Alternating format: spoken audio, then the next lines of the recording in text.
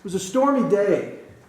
It was one of those blustery days where the snow was falling, the wind was blowing. It was just a horrific day. It was a Sunday morning, and the little old man walked out of his house, and he just kind of crippled over and had on his coat, and with his cane he walked the 2 blocks from his house to the church building. And as he got to the church building, there were some well-meaning young men that were there, and they held the door for him. And as he came up the walkway, they were there with a handshake and a hug. And as they got inside and he was taking his coat off, they said, "Sir, you've been a Christian all of your life. You've done so many great things for this church and for this community. You've done so much for the Lord in your lifetime. Surely He would have understood if you'd have stayed home on a terrible day like today." As the little old man was taking his galoshes off and finished putting his coat up on the rack, he looked at him and he said, "You know, the reason I am here is I want everybody to know whose side I'm on." As you think about this story, it kind of reminds us that we have a responsibility to let everybody know whose side we're on. This afternoon at 6:30 Mountain Time, there will be 75,000 people gathered into Arrowhead Stadium in Kansas City, Missouri. 74,000 of them will be wearing red. There will be a few who will have on orange and blue. When the kickoff comes, there will be a deafening sound. At the end of the national anthem, there will be a chorus of "And the Home of the Chiefs" at the end of the national anthem.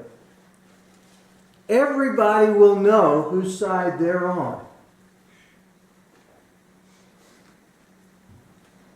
We need to have in our lives this idea of everybody needs to know whose side we're on. Does the world know whose side we're on? Does Satan know whose side we're on? For a matter of discussion here for just a second, does God know whose side we're on? This morning I want to take just a few minutes and talk about the 4 R's that can help us to make a declaration of whose side we're on. What can we do to let the world, to let Satan, to let God know whose side we're on? Start with the first R. We can be righteous. We need to be righteous. To influence people around us and to let them know whose side we're on, we have to have a proper influence inside us. We've got to have growing inside us and alive inside us this commitment to the cause of Christ. Being a Christian is not something that you go down and you register for someplace. Being a Christian is something that goes on inside us. It's something that grows and develops. It's something we're committed to. The difference is not necessarily in the clothes we wear, the cars we drive, or anything else on the exterior. The difference is what's inside us. It's that spirit of righteousness, of doing what's right and being in a right relationship with God. Matthew chapter 5, verses 14 through 16 is a very famous passage. It's one that we use a lot as we talk about our Christian walk. Jesus says, "You're the light of the world. A city set on a hill cannot be hidden, nor does anyone light a lamp and put it under a basket, but on a lampstand, and it gives light to all who are in the house. Let your light shine before men in such a way that they may see your good works and glorify your Father who is in heaven." This is a wonderful challenge to us as Christians. It's something that's a call for us to go out and to be an influence in the world. But before we can be that beacon in the world, We have to have the light aglow in us. We have to have that righteousness in us. In John chapter 8, verse 12, as Jesus goes on to build on this idea of light, He says, I am the light of the world. He who follows me will not walk in darkness, but will have the light of life. In essence, before we can go out and we can shine in the world and people can see us and bring glory to God, we have to have that light alive in us. We have to be people of righteousness. There are a lot of good approaches to being leaders and to being teachers in our community and in our churches. But until we have developed that deep commitment to a relationship with Christ, it's all smoke and mirrors. If we're going to influence our world, if we're going to make a statement to the world that says we are Christians, it begins by being righteous. The second R is being religious. If we're going to make a difference in the world, if we're going to be able to be seen as being God's people, if we're going to show whose side we're on, we need to be religious. Religion has taken a pretty big hit in our society. People are very wary of organized religion. Those of us, for those of you who are my age, you remember the struggles that a lot of the denominations had during the 70s and 80s when a lot of the big name preachers were found in the midst of scandals. The world loves nothing more than to find someone who holds himself out as being religious and finding them messing up and then just belittling them. Too many people, though, have forgotten the first R. You see, once we have the righteousness down, that allows us to move to being religious. It's so easy to use Jesus' own words against him when he says, be careful of practicing your religion in public. He wasn't talking about that we need to avoid being outwardly religious. What he was saying was, you need to make sure that what you're doing in your religion is not just for yourself. It's not just as show. You've got to have the first R to make the second R count. If we are going to be a difference in the world, if people are going to know that we are Christians, we have to be religious. In Hebrews chapter 10, as the writer talks about a variety of things, from how great Jesus is and how he is greater than Moses or greater than the angels, or how he has become our new high priest. He reminds the people in verse 23 through 25 of Hebrews chapter 10, let us hold fast the confession of our faith, or confession of our hope without wavering. For he who promised is faithful, and let us consider how to stimulate one another to love and good deeds, not forsaking our own assembling together as the habit of some, but encouraging one another, and all the more as you see the day drawing near. The writer says there's a lot of great stuff out there, and Jesus has done a lot of wonderful things to allow us to find salvation. But we still have an obligation to be religious.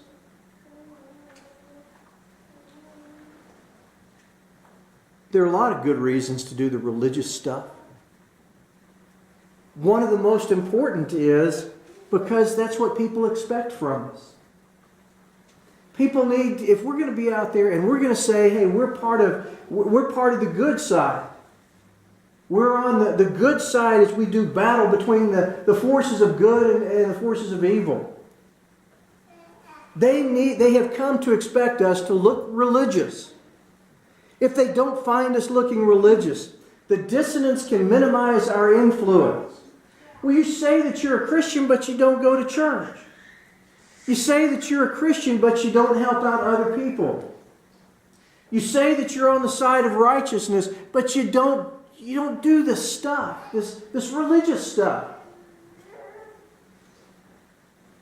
We need to make sure that we are people of religion. So many times we forget about the importance of church attendance and an affiliation with the body of believers. It's important. Let me ask you a question. Would you use a product that the guy that was selling it to you didn't use? That's really bad grammar. But if somebody was trying to sell you a Buick and he drives a Ford, would you buy the car?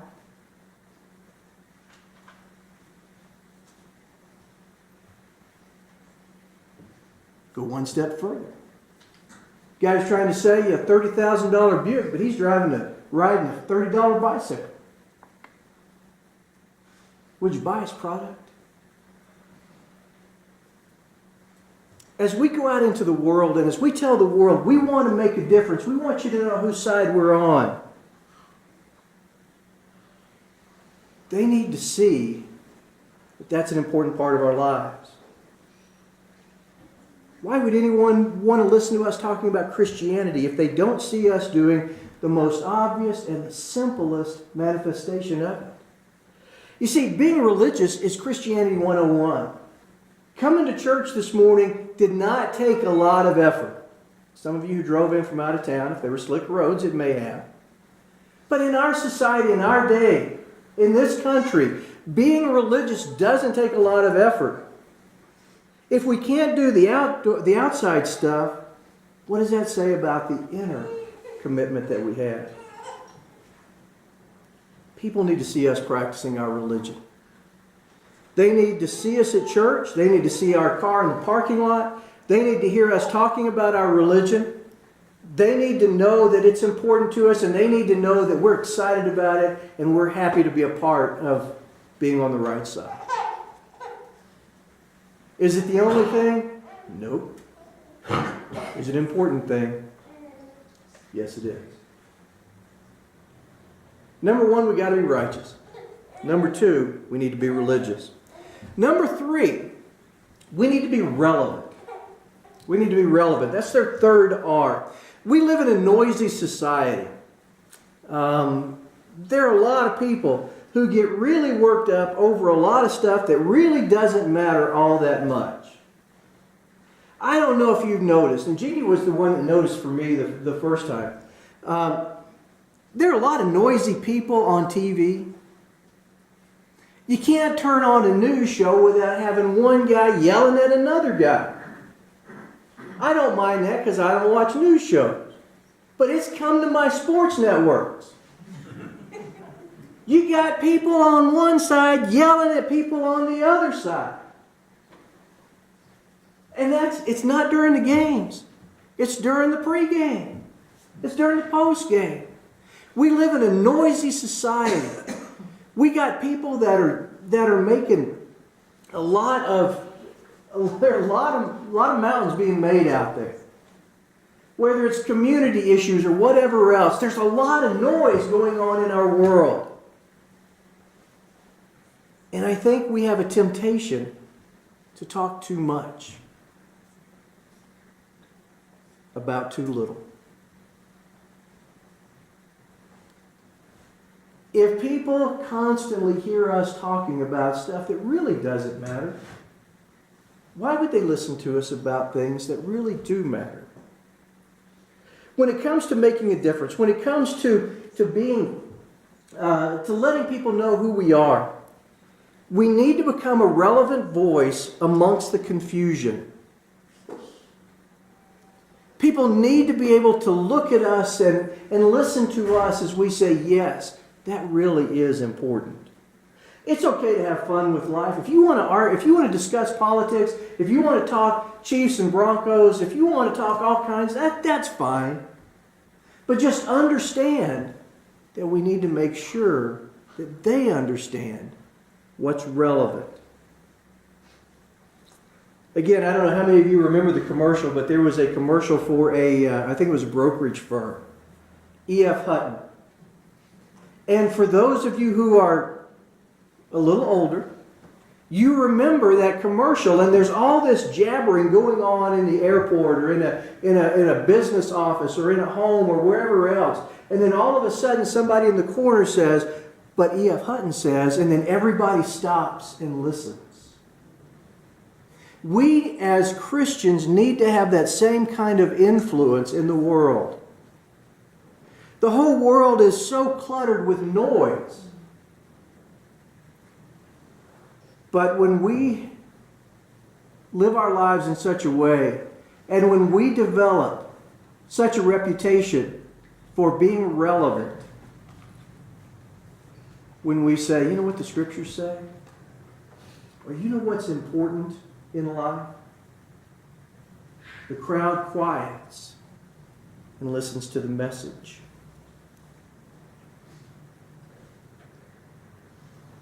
1 Timothy chapter 4, as Paul is finishing up his first letter to this new minister, to this young guy that he sent out to work with a church, he says this, beginning in verse 6.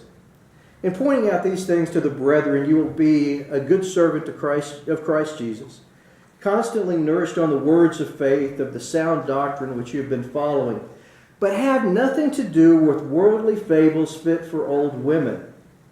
On the other hand, discipline yourself for the purpose of godliness.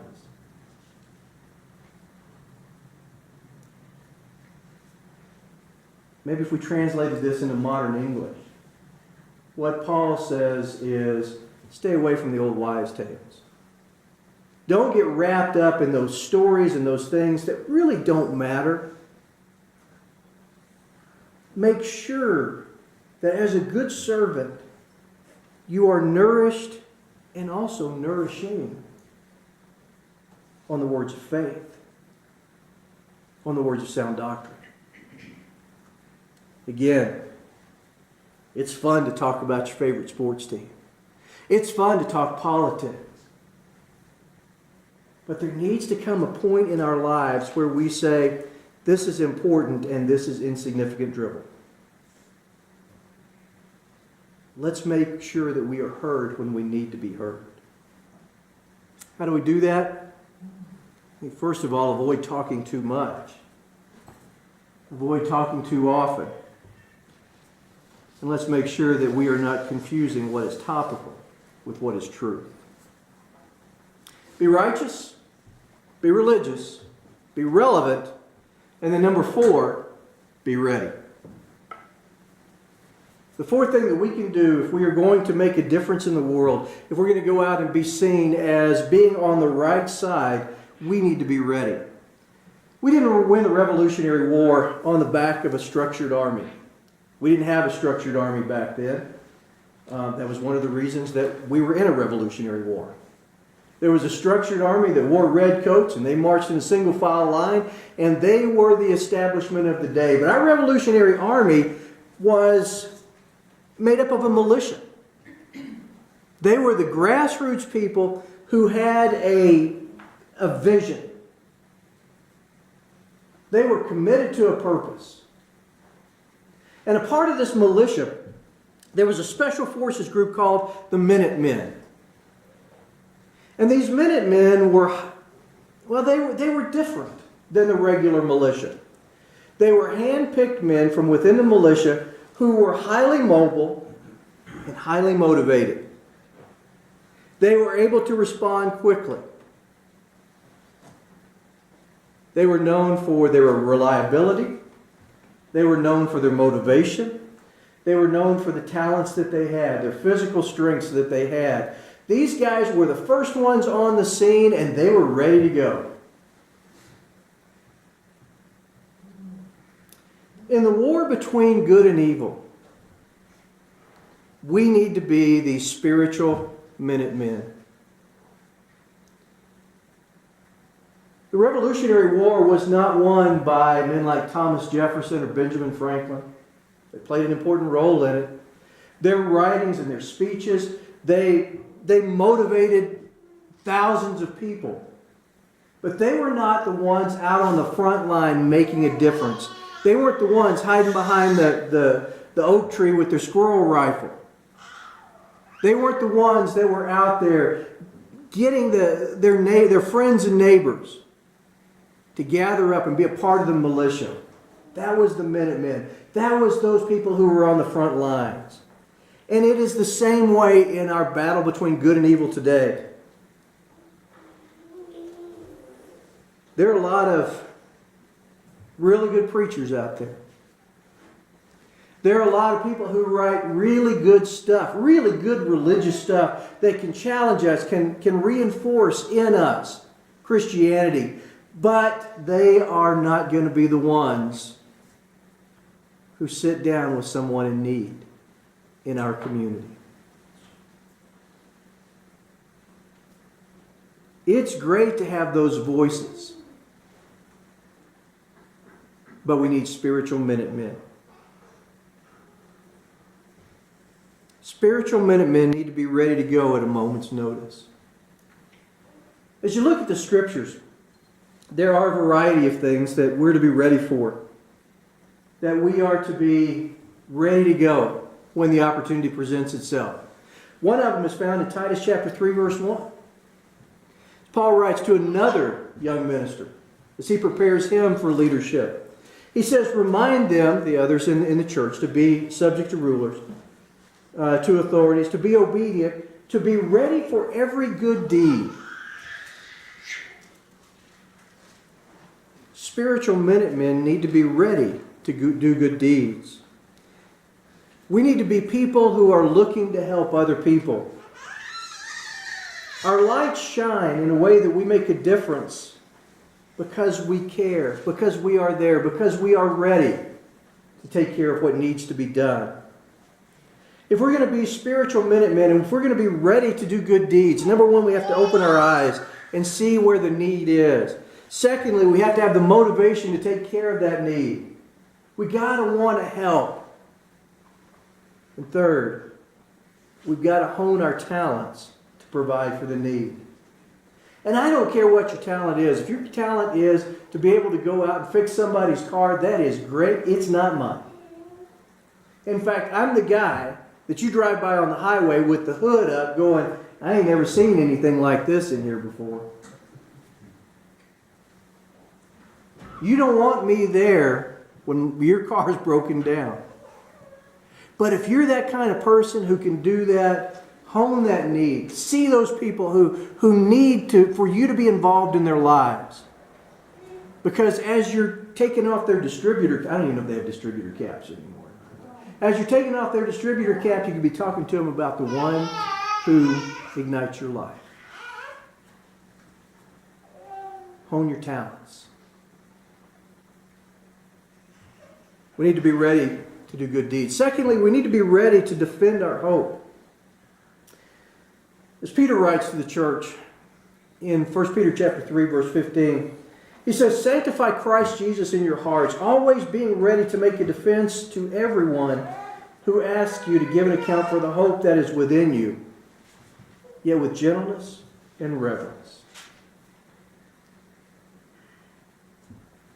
If someone asks what we believe and why we believe it,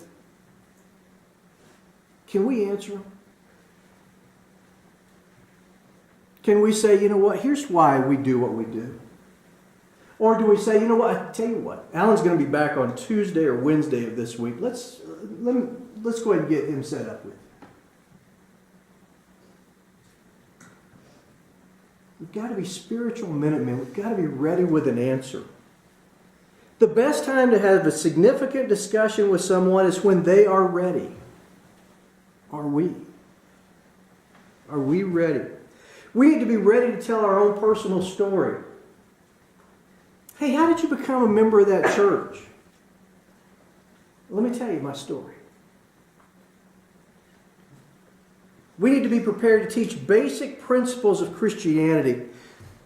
Somebody comes up to us and says, you know, I've been thinking about this whole religion thing and I don't like where I am. I'm kind of concerned. What do I need to do to be saved? Can we walk them through the basics? Because that may be the only chance that we get.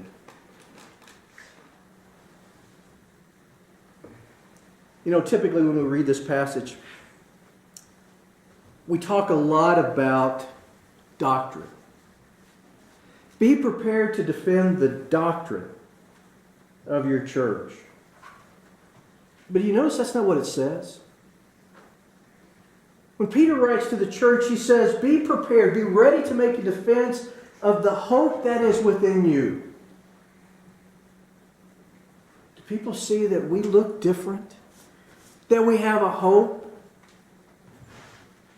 That in a moment of crisis, in a moment of trauma, in a moment of tragedy, we have hope that something positive is going to happen. Can we defend our hope along with our religion? Spiritual Minutemen are ready to defend their hope. And then finally, when we talk about these spiritual Minutemen, we also realize that they're ready for the coming of the Lord. They're ready. Matthew chapter 24, Jesus has just finished up this wonderfully complex discussion of the perilous times that were about to come upon the nation of Israel, that's about to come upon his disciples.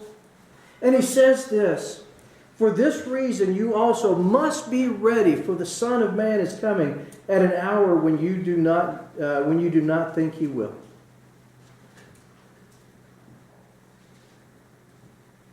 The Minutemen did not get the chance to choose the time to defend their new freedom. Paul Revere didn't sit up in the bell tower or wherever he was. And he didn't say, you know what, I think the British are going to come next Thursday, so I'm going to be ready. He was constantly watching, waiting for the sign, waiting for the opportunity. And that's what we have to do. You see, not only is that important as we deal with other people, it's also important as we deal with our Lord. We have to be ready when it's go time. There will come a point in our lives when we don't have any more chances to get our life right with Christ. It may come as a time when everyone has just experienced the end of this physical world. Or as we were reminded of this week, it may come in a very untimely manner. On Friday night, Jeannie and I were heading down to see our kids in Nebraska. As we got to Pinedale, it was kind of tough sledding, literally, along the way. But as we got to Pinedale, we stopped in a line of cars for about a half an hour. Come to find out, there had been a fatality accident. And even before I got Tom's phone call yesterday, I was thinking about this. You never know. You never know when you're going to be called to stand before your Lord. Are we ready? Are we ready? Whose side are we on? Whose side are we on? Does the world know it? Does Satan know it? More importantly, does the Lord know? So we finish up this morning. It has been a very difficult day. A day in which we are mourning the loss of one of our own. But it's also a day of a reminder of a hope. We have a hope that the world cannot understand. We have a hope that there is a time in which all the noise, all the struggles, all the challenges go away. And we get a chance to spend eternity with the God who created us and the one who loves us enough to send his Son to die for us. whose side are you on? If there's any way this morning that we can help you to declare your position or to help you change your side, we ask you to come and stand and sing. And my heart